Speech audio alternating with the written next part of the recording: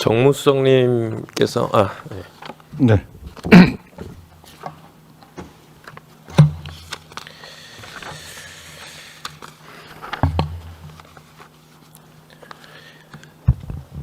예, 우상호 정무수석님.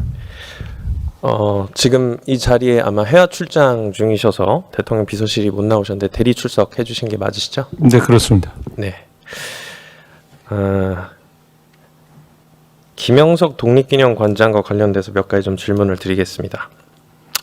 수석님, 그 장차관에 해당하는 고위공직자는 헌법과 법률에 명시된 대한민국의 이념과 목적에 부합하는 역사관을 가져야 하죠.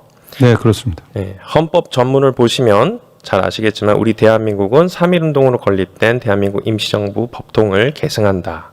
이렇게 되어 있고요. 또 독립기념관법 제1조 그리고 그 독립기념관의 정관을 보면 이렇게 적혀 있습니다. 민족 문화의 정체성을 확립하고 국민의 투철한 민족 정신을 북돋우며 올바른 국가관을 정립하는 데에 이바지함을 목적으로 한다. 이렇게 얘기를 하는데요. 그럼에도 불구하고 독립기념관의 수장인 김영석 관장은 관장 후보 당시에 일제강점기 때 우리 조상의 국적을 일본이라고 주장을 했습니다. 이런 주장은 우리 헌법과 앞서서 소개해드렸던 법률, 정관에 위배되고 독립기념관장으로서 적절한 발언은 아니겠죠? 그렇습니다. 지금 말씀 주신 그렇지 않다는 의견이 대통령실의 의견이라고도 볼 수 있을까요? 그렇습니다. 이분이 하신 말씀은 이재명 대통령과 우리 대통령실 구성원들이 갖고 있는 생각과 문제의식과 배치되는 주장입니다. 예. 제가 지난 8월 21일 정무위 전체회의에서 김영석 관장에게 재차 질문을 했습니다. 여전히 일제강점기 때 우리 국민을 일본 국적으로 생각을 하냐 하니까 즉답을 회피하더라고요. 즉답을 회피하고 관장이 된 이후에는 정부의 입장이라는 말로 이렇게 얼버무리면서 지나갔습니다. 근데 김영석 관장 블로그가 있습니다. 거기에 들어가 보면 이렇게 대답한 것, 이렇게 모호하게 대답한 것 자체도 또 거짓말이라는 걸 알 수 있습니다. 올해 3월에 게시한 글입니다. 1910년 강제 병합으로 조선은 국가로서 소멸했고 조선인은 강제적으로 일본인이 됐다. 이렇게 내용을 소개를 하고 있는데 아마도 여전히 지금까지도 독립기념관장으로서도 이 주장을 견지하고 있는 거겠죠. 혹시 이 내용에 대해서 인지하고 계셨습니까? 네. 보면은 지난 정권, 그러니까 윤석열 정권에서의 외교부 장관, 보훈부 장관, 그리고 국무조정실장의 의견과도 배치되고 아마도 지금 이재명 정부의 우리 국무위원님들, 대부분의 국무위원님들과의 의견에도 배치가 될 거라고 생각이 됩니다. 그러면 본격적으로 질문을 좀 드려보겠습니다. 광복 80주년 기념사가 있었습니다. 이 기념사에서 역사인식 왜곡, 독립운동가 발언 취지 왜곡 등을 제가 조목조목 캐물었는데 본인이 이런 얘기를 합니다. 내가 얘기했던 이 광복 80주년의 기념사를 일부분을 그냥 확대 왜곡을 한 것이고 나의 원래 이 기념사의 목적은 대통령의 국민통합 메시지와 같이 본인 또한 통합 메시지를 낸 것이라고 이렇게 얘기를 하고 있어요. 저는 이 김영석 관장이 이런 주장을 하는 것 자체가 오히려 이재명 대통령님의 통합 메시지에 해를 가하는 거라고 생각이 듭니다.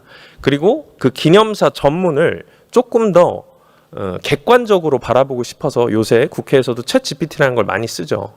챗 GPT에다가 전문을 넣고 혹시 이 메시지가 통합을 의도로 한 메시지로 읽힐 수 있겠냐 확인을 해봤습니다. 그래서 어떻게 질문을 하냐에 따라 챗 GPT는 또 답변을 다르게 할 수 있기 때문에 어떻게 질문을 했냐면 김영석 관장의 광복 80주년 기념사가 국민 통합의 메시지로 읽힐 수 있을까요? 이렇게 질문했는데 이런 답이 나왔습니다. 광복에 대한 다양한 해석을 인정하고 역사 논쟁을 멈추자는 표면적인 통합 지향 의도가 있었지만 실제 국민통합의 메시지로 받아들여지기 어려운 이유가 있다. 이렇게 세 가지를 얘기하는데요. 연합국의 승리로 얻은 선물, 광복을 의미하죠. 연합국의 승리로 얻은 선물은 항일 독립운동의 주체성과 공로를 상대적으로 약화시키는 뉘앙스가 있고, 두 번째, 연합국의 선물이라는 프레이밍은 일본 제국주의에 맞선 세대와 그 후손에게 역사적인 상처를 입히는 것이기도 하고, 세 번째, 연합국 선물로는 특정 역사관, 뉴라이트 계열이라고 나옵니다. 계열과 연결되어 해석될 수 있어 의도와 무관하게 정치적 편가르기 효과를 낳을 가능성이 큽니다. 이렇게 얘기합니다. 그래서 결론은 의도, 역사 해석의 다양성을 인정하고 논쟁을 끝내자라고 표면적으로 말하지만 실제 효과는 발언의 어휘, 순서, 맥락, 선택으로 인해 분열과 반발을 유발. 따라서 김영석 관장의 기념사는 메시지 설계 차원에서 통합 효과를 발휘하기 어렵고 오히려 갈등을 심화시키는 결과를 낳았다고 평가한다. 우리 정무수석님께서는 이런 분석에 대해서 어떻게 생각을 하시고, 분석과 다를 수 있겠습니다만 실제 수석님 혹은 대통령 비서실에서는 어떻게 바라보고 계신가요? 글쎄, 이분이 뭐 학자로서 어떤 생각 갖고 있는지에 대해서는 거론할 필요가 없다고 봅니다만은 독립기념관장의 직책을 맡은 이후로 유관 시민단체라든가 관련되어 있는 그 여러 단체들과 갈등을 빚었고, 그래서 제대로 된 기념식을 할 수 없었던 점들, 그리고 올해 80주년 기념사 이후에 다시 또 시민사회단체 소속원들이 현재 독립기념관 앞에서 농성하고 있는 여러 측면들을 보면 오히려 이분의 의도와 달리 계속해서 분열과 갈등이 유발되고 있다는 것이 현실인 것 같습니다. 그런 점에서 저는 이분이 발언에 특히 유의해야 된다, 이렇게 생각합니다. 네. 실제로 그럼 독립기념관은 어땠나를 바라보면 독립기념관이 지금까지 추진해온 내용과도 배치됩니다. 독립기념관은 독립운동을 세계사적 관점에서 본다 하더라도 임시정부와 광복군의 독립투쟁과 외교활동에 의해 광복이 이루어졌다라는 취지를 계속해서 견제하고 있습니다. 지금 5년간 이런 내용으로 연구사업만 6회, 전시회만 5회 등 총 11번을 이렇게 진행을 하고 있는데, 정작 독립기념관장, 세계사 기념관장이 아니고요. 독립기념관장이 세계사적 역사풀이를 하고 있다 보니까 독립기념관의 노조부터가 들고 일어나서 사과를 요구하는 게 아닌가 하는 생각이 듭니다. 네, 이어서 김영석 관장은 지금 역사관의 문제만 있는 것은 아닌 것 같습니다. 저는 지난 작년 국정감사부터 이번 우리 보훈부 장관님 인사청문회까지 김영석 관장의 인사 절차의 하자를 계속해서 지적을 해왔습니다. 아마 보훈부 장관님께서도 이 내용을 아실 거고요. 의혹투성인 인사에 대한 감사원 감사, 그리고 오영섭 이사의 위증고발, 독립기념관의 국회 의견 요구자료 미제출 인한 고발 등이 있는데, 이에 대해서 광복회 또한 김영석 관장에 대해서 임명결정 무효 확인 청구 소송이 진행 중이고 1차 변론기일이 지난 4일 전 21일에 열렸습니다. 피고가 원래는 윤석열 씨였는데요. 정부가 바뀌어버렸죠. 바뀌고 이제 현재는 피고가 이재명 대통령이 된 겁니다. 변론에서 정부는 이종찬 광복회장이 임원추천위원회 임추위에 배제된 과정이 정당한 절차였다라고 이렇게 주장을 했습니다. 하지만 재척 기피 회피 사유를 의견한 사실이 담긴 구체적인 회의록과 표결 자료는 제출하지 않았습니다. 윤석열 정권 당시 잘못 임명된 인사에 대해서 지금 우리 이재명 정부가 옹호를 하는 상황이 되어버린 겁니다. 다시금 진상을 파악하기 위해서 정부 변론에 대해서 저는 반드시 제고를 해야 된다고 생각하는데, 혹시 이 내용에 대해서 사전에 보고를 받으셨습니까? 그래서 저도 이제 오늘 여기 출석하기 전에 법률비서관실에 문의를 해봤습니다. 그런데 우리 법률비서관실도 지금 의원님께서 말씀하신 그런 자료를 아직 제출받지 못해서 법적 대응에 있어서 어떤 결정을 해야 될지를 조금 이렇게 결정을 제대로 내릴 수 없다. 제대로 된 자료를 좀 제출 받아야만 이 법적 절차에 대해서 우리가 어떻게 대응할 건지를 결정할 수 있다 이런 대답을 들었습니다. 네, 꼭 필요한 것 같고요. 아까 말씀 주신 우리 지금 이재명 정부의 역사관 그리고 그 건강한 역사관을 바탕으로 한 국가관이 이 시점에 발의가 돼야 된다라고 생각이 듭니다. 그래서 해당 내용을 좀 유심히 들여다봐 주실 것을 좀 요청드리겠습니다. 네, 그렇게 하겠습니다. 예, 그리고 이런 얘기도 있었다고 합니다. 해당 변론에서 정부는 대통령은 독립기념관장 임명에 재량권을 갖고 있는 것이기 때문에 임추위 절차에 하자가 있다고 하더라도 문제가 없다. 그러니까 사실상 임추위의 존재 자체를 형해화하는 얘기인 것 같은데 대통령 임명에 대한 재량권을 주장하기 위해서 임명 과정을 스스로 부정하는 정부 주장의 취지는 우리가 지금 우리 정권을 국민주권 정부라고 얘기를 하고 있지 않습니까? 국민주권 정부의 입장으로는 부적절한 것 같은데 혹시 어떻게 생각하십니까? 글쎄, 아마 전임 정부에서 이어져 온 정부 입장을 하루아침에 바꾸기 어려운 측면들이 있는 것 같습니다만 어쨌든 아까 말씀하신 내용들을 참조해서 그 관련된 자료들이 입수되는 대로 그 법률적 대응을 어떻게 할 건지에 대해서 좀 검토하도록 하겠습니다. 예. 네, 그 작년 정무위에서 김영석 관장 임명 당시에 그 임명 절차에 중대한 하자가 있다라고 국감에서 지적을 했습니다. 그 임추에 관련 자료를 저희가 김영석 관장에게 독립기념관으로 요청을 했는데 지금 묵살을 한 상태로 계속 이어지고 있는데요. 국정감사를 위해서 정무위원회 의결 자료를 요구했던 임원추천위원회 목록 하나와 그리고 141차 이사회 회의록 사본을 제출하지 않은 건데요. 그 독립기념관 측에서 자체적으로도 이거를 내가 꼭 국회에다가 줘야 되냐라고 법무 검토를 받았더라고요. 근데 그 해당 법무 검토를 통해서도 해당 자료들은 국회에 제출을 해야 한다라고 결론이 난 상황이었습니다. 그리고 아까 말씀드린 것처럼 이번 재판에도 제출이 꼭 돼야 할 핵심 자료입니다. 그래서 정무위 차원에서 감사, 고발 등의 조치가 필요함에도 불구하고 아시는 것처럼 지금 정무위원장님은 국민의힘 윤한홍 위원장님이셔서 우리 민주당 의원들이 계속해서 요청을 하고 있음에도 불구하고 묵살이 된 채로 아무런 조치가 취해지지 않고 있습니다. 참 요번에 보훈부 장관님 인사청문회 때도 참 웃긴 현상이 있었습니다. 이렇게 국회가 요구하는 자료들을 김영석 관장이 대놓고 제출하지 않는데 우리 보훈부 장관님과 관련된 자료를 충분히 제공받지 못하고 있다라는 식으로 국민의힘 의원님들께서 지적을 하셨던 게 참 무색하게 되는 지점이 아닌가 싶습니다. 앞으로 국회가 정당히 자료 요구를 해야 하기 때문에도 반드시 제출이 돼야 되는데 여전히도 제출을 안 하고 있습니다. 이런 자료에 있어서도 정확하게 자료가 제출이 좀 되도록 들여다 봐주시면 좋을 것 같습니다. 지금 김영석 관장에 대한 국민감사 청구가 광복회와 보훈부로부터 감사원에 제출된 상황입니다.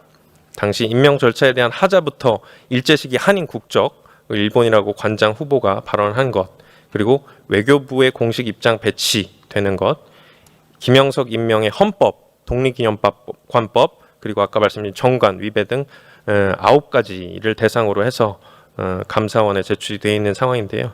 주무부처인 보훈부와 공법단체인 광복회가 정식으로 감사원에 문제 제기를 해야 한다고 판단을 해서 이제 조치를 한 겁니다. 이런 상황에서 김영석 관장이 광복 80주년 기념사로 또 논란을 야기한 거겠죠. 저는 정부의 헌법에 기반한 역사관과 국민 상식에 도전하는 김영석 관장이 더 이상은 독립기념관장으로 업무를 지속해서는 안 된다고 생각이 들고요. 시급히 업무를 맡고 자리에서 내려오게 해야지만 우리 사회의 역사관과 국가관이 다시 안정을 찾을 것 같습니다. 이를 위해서 광복회에서 이번 임명결정 무효 확인 청구 소송 그리고 집행정지 가처분 신청을 25일 오늘 아마 했을 겁니다. 이에 대해서도 정부가 면밀하게 좀 검토를 이번에는 해봐 주십시오. 해서 진짜 아까 얘기하신 대로 이재명 정부의 역사관 그리고 국가관이 잘못된 우리 사회의 지점들을 좀 바로잡는 그런 일이 좀 일어났으면 좋겠습니다. 좀 면밀히 검토 좀 부탁드리겠습니다. 보훈부 장관님께도 질문 좀 드리겠습니다. 그 김영석 관장이 광복절을 두고 연합군의 선물이다 이렇게 기념사에서 발언을 했다고 아까 말씀드렸죠. 근데 아시겠지만 연합국은 애시당초에 대한민국을 독립을 시킬 계획을 갖고 있지 않았죠. 오히려 최소 한 50년 정도를 신타 통치를 해야 된다라고 판단을 했다가 1943년 카이로 선언을 통해서 한국의 독립 보장 문구를 삽입하게 됐죠. 그러니까 연합국의 선물이란 것은 원래부터 의도되지 않았었고 이게 연합국의 일방적인 은혜, 시혜 같은 게 아니라는 뜻입니다. 대한민국 임시정부하고 광복군을 중심으로 한일투쟁 역량을 통해서 우리 스스로 국제적으로 인정을 받은 것이 바로 카이로 선언이죠. 그리고 그 카이로 선언은 이 세 가지 사실을 기반하고 있습니다. 첫 번째, 대한민국 임시정부는 충칭에서 중국 정부와 긴밀히 협력해서 항일전선을 구축했다는 것. 두 번째, 중국의 장제스 정부는 임시정부를 적극 지원하며 한국 독립의 필요성을 연합국에 지속적으로 제기해왔다는 것. 그리고 세 번째, 한국 광복군 대일선전 포고와 군사활동은 한국인의 독립의지를 실질적으로 입증했다. 그래서 카이로 선언에서 in due course, 그러니까 적당한 시기에 한국을 자유롭게 독립된 나라로 만들겠다. 사실 이 부분에 있어서는 윈스턴 처칠은 반대를 했었죠. 영국도 식민지가 많았기 때문에 우리가 한국을 독립을 시켜주겠다라고 하게 되면 영국 또한 식민지를 포기해야 되는 것들이 많기 때문에 동의하지 않았습니다. 하지만 계속해서 관철의 노력을 했기 때문에 우리가 쟁취했던 노력의 결실이겠죠. 그래서 독립기념관이 자꾸 이렇게 연합국의 선물이라고 하다 보니까 보훈부 장관님께서 앞으로의 시간을 통해서 이런 부분을 더더욱 좀 선전 홍보를 해서 역사적 사실을 제대로 알려야 되는 반대급부에서의 행동들이 있을 것 같습니다. 혹시 그렇게 해주실 의향이 있으십니까? 그렇지 않아도 카이로 선언에 대해서는 일반 우리 국민들이 정확한 내용과 그 배경을 제대로 아직 모르고 있는 것 같습니다. 저 임시정부를 비롯한 중국, 미국에서의 우리 항일 투쟁과 외교 활동의 결과로서 카이로 선언이 나오게 된 배경에 대해서 앞으로 적극 홍보하도록 하겠습니다. 그 적극 홍보에 한 가지 더 좀 추가 요청을 드립니다. 연합국의 선물이었다고 하는데요. 반대로 연합국이 그럼 승리를 했는데 우리나라와 같은 다른 식민지들이 그냥 자연스럽게 해방되거나 독립을 얻지 못한 곳도 많습니다. 예를 들어서 프랑스 식민지였던 캄보디아는 8년, 그러니까 일본 패망을 기점으로 8년이 지나서 베트남 9년, 라오스 4년, 영국의 식민지였던 말레이시아는 무려 12년, 네덜란드 식민지였던 인도네시아는 4년, 그리고 우리랑 같이 일본 식민지였던 대만은 중국으로 편입이 됐고요. 만주는 소련으로 다시 점령을 당했다가 중국으로 귀속이 됐고요. 괌, 팔라우, 사이판 등 태평양 제도라고 하죠. 그곳은 미국 신타 통치령으로 편입이 됐죠. 그러니까 이것처럼 다수의 국가 지역이 연합국의 승리 이후에 바로 독립을 쟁취하지 못한 겁니다. 그 승리 이후에도 재식민 아니면 신탁 통치를 겪어서 독립을 달성했거나 아직까지도 달성을 못한 나라들이 많죠. 이 부분에 있어서도 보훈부가 더 홍보를 해주셨으면 좋겠습니다. 네, 잘 알겠습니다. 네, 그리고 마지막으로 보훈부 특정감사를 할 수가 있죠. 보훈부 장관님께서 동의를 하신다면. 지금 김영석 관장에 대한 2억 원의 학술연구비가 작년 4월에 지급이 된 게 있습니다. 우리가 보훈처에서 보훈부로 이제 승격을 하고 난 다음에 진행했던 정책 연구 용역이 한 40개가 되는데 가장 높은 금액입니다. 이 2억 원 상당의 금액을 그것도 단독 입찰로 수의계약으로 받아간 건데요. 지금 수의계약을 하게 되면 원래는 연구자를 선정한 이유 등에 대한 보고를 해야 되는데 이 또한 누락이 된 상태입니다.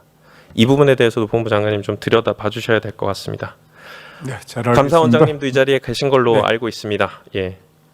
이 독립기념관이 계속해서 사회적으로 이슈가 되고 있습니다. 네. 이 부분에 대해서 면밀히 검토를 좀 부탁드리겠습니다. 예, 안 그래도 국민감사 청구가 들어와 있고요. 잘 검토하도록 하겠습니다. 감사합니다.